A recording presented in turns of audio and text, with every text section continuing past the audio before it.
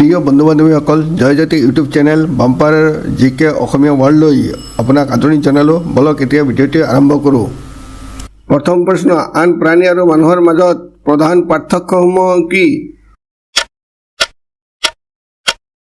শুদ্ধ উত্তৰটো হ'ল মানুহ আৰু অন্যান্য প্ৰাণীৰ প্ৰজাতিৰ মাজত থকা প্ৰধান পাৰ্থক্যসমূহ হ'ল মানুহৰ জটিল যুক্তি আগবঢ়াব পৰা ক্ষমতা আছে, জটিল ভাষাৰ ব্যৱহাৰ কৰিব পৰা ক্ষমতা আছে, কঠিন সমস্যা সমাধানৰ ক্ষমতা আৰু আত্মনিৰীক্ষণৰ ক্ষমতা আছে। পৰৱৰ্তী প্ৰশ্ন, সকলো সময়তে কোনটোক আটাইতকৈ বিশ্বাসী জন্তু বুলি গণ্য কৰা হয়?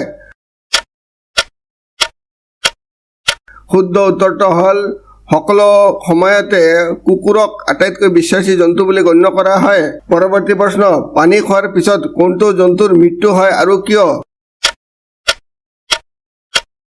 শুদ্ধ উত্তৰটো হ'ল কেংগাৰু নিগনি। ই পানী অবিহনে জীয়াই থাকিব পাৰে কাৰণ ইয়াত বিপাকীয় তন্ত্ৰ আছে যিয়ে সকলো প্ৰয়োজন পূৰণ কৰিবলৈ আভ্যন্তৰীণভাৱে পৰ্যাপ্ত পানী উৎপাদন কৰে। কিন্তু কেংগাৰু এন্দুৰে যদি পানী খায় তেন্তে শৰীৰৰ প্ৰয়োজনীয় তৰল পদাৰ্থ আৰু ভিটামিনবোৰ পানীৰ সৈতে ওলাই যায় আৰু ফলত ডিহাইড্ৰেশ্যন হৈ ই মৃত্যুমুখত পৰে। পৰৱৰ্তী প্ৰশ্ন, কোনটো জন্তু চন্দ্ৰলৈ গৈছিল?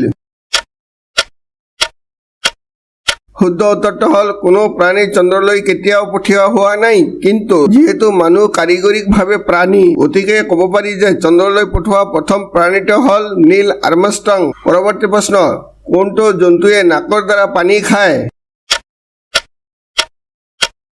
শুদ্ধ উত্তৰটো হ'ল হাতী। হাতীৰ শুৰডালত দুটা নাকৰ ফুটা থাকে যিয়ে প্ৰতি ছেকেণ্ডত 3 লিটাৰ বেগত পানী চুহিব পাৰে আৰু তাৰ পিছত মুখত উৰুৱাই দিব পাৰে। পৰৱৰ্তী প্ৰশ্ন, কোনটো জন্তুৱে মুখৰ দ্বাৰা নহয় শৰীৰৰ দ্বাৰা পানী খায়?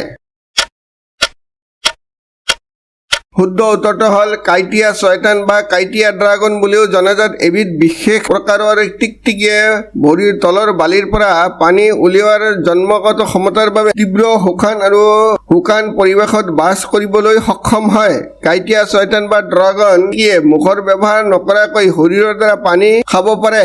পৰৱৰ্তী প্ৰশ্ন, কোনখন দেশত মানুহে শুদ্ধ উত্তৰটো হ'ল ভিয়েটনাম, দক্ষিণ পূব এছিয়া আৰু দক্ষিণ চীনৰ মানুহে সাপৰ বিষৰ দ্বাৰা তৈয়াৰী কৰা মদ খায়। পৰৱৰ্তী প্ৰশ্ন, পৃথিৱীত ক'ত হাতী উৎসৱ পালন কৰা হয়? শুদ্ধ উত্তৰটো হ'ল ভাৰতৰ ৰাজস্থান ৰাজ্যৰ জয়পুৰ চহৰত হাতী মহোৎসৱ উদযাপন কৰা হয়। সজ্জিত হাতী, উট, ঘোঁৰা আৰু লোক নৃত্যশিল্পীৰ সুন্দৰ শোভাযাত্ৰাৰে আৰম্ভ কৰা হয় হাতী উৎসৱ।